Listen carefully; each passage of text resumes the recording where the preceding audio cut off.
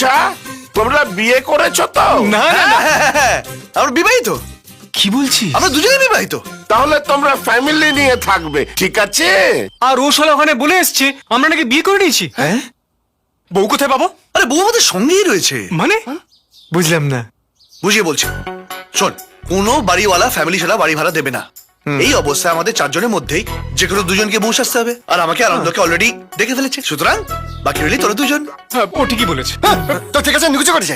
শোন, আমি আর female character করতে পারবো না। না না না, বউ, Impossible. না, না, শোন, শোন, আমার